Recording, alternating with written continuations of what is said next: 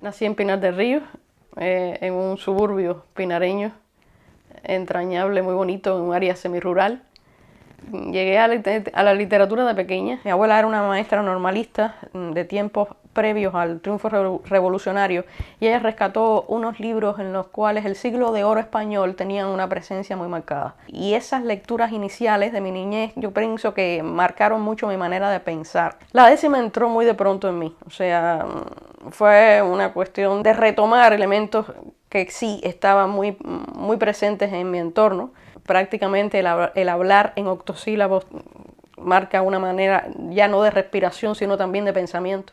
Me ayudaban también a transmitir desde un punto de vista jocoso ciertas realidades incongruentes con las cuales o no me sentía muy bien o la única manera de defensa que tenía era a través de la mofa, de las risas. Pero pienso que mi principal escuela en el sentido literario fue mi grupo generacional, donde había escritores de diferentes edades, escritores de diferentes manifestaciones y todo ese sustrato vinculado a medios alternativos. Estoy hablando de la revista Vitral, que nos acogió y fue un espacio para expresarnos libremente. Esa etapa marcó no solo mi vida, mi manera de pensar, sino también mi manera de hacer. Yo me convertí de alguna manera en una escritora muy vinculada con el decir del pueblo, tirando también de antecedentes importantes en esa literatura clásica que también ha marcado mi manera de hacer y de sentir. Estoy hablando de autores como Machado, Lorca, Miguel Hernández, que entroncaron su manera de hacer con una manera de decir cercana al pueblo.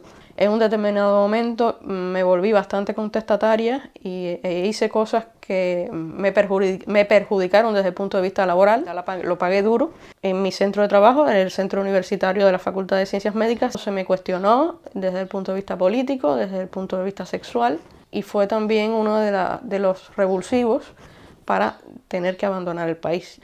España en los primeros años fue un calvario. Sentía ese dolor inmenso del desarraigo. Vivía prácticamente metida en Cuba a través de las herramientas de internet y de YouTube. Fue una manera de redescubrir Cuba. Ese dolor yo tenía que expresarlo desde el punto de vista creativo. Pero la creación era algo difícil cuando el tiempo no es el suficiente y cuando las condiciones económicas tampoco te ayudan. Me dediqué sobre todo a verter en décimas, que me parecía una estrofa mucho más alegre, por llamarla de alguna manera. Troya Tropical es una gran obra en décimas que traduce la Ilíada a la realidad cubana. O sea, yo conté, tomando los mismos personajes de la Ilíada, la realidad de Cuba.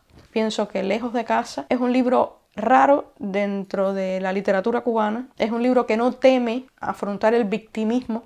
Habla descarnadamente de la víctima que hemos sido, de la víctima que fui, y también esa propia guerra de sobrevivir en un mundo totalmente hostil, que no comprendía nuestra causa, que no comprendía nuestra evasión de un país que supuestamente se interpreta como el paraíso socialista del Caribe. Tener esa iniciativa en redes que se llama Se Habla Cubañol. No puedo decir que sea una cubana ya al 100%, después de 12 años viviendo en Madrid, ni que sea una madrileña en un lugar en el que no he nacido. Soy una cubañola.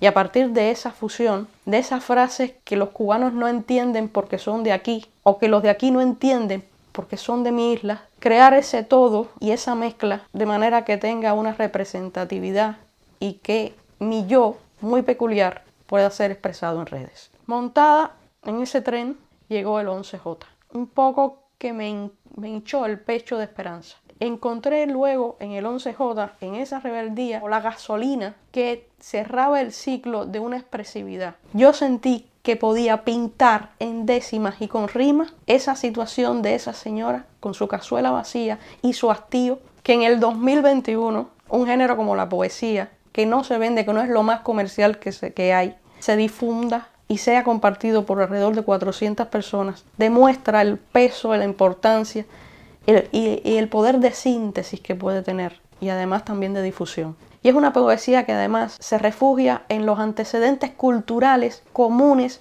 a la nación cubana, conocidos por todos, paladeados. Es una reapropiación de esos símbolos que nos han sido escamoteados por una lectura, acaso política o tendenciosa, de un grupo que en el poder la utilizó a su favor, y es arrebatarle, consiste en arrebatarle esos elementos y tomarlos para el pueblo y devolverlos al pueblo con su intencionalidad más genuina que es del servir a los humildes y de apoyar la causa de los más necesitados.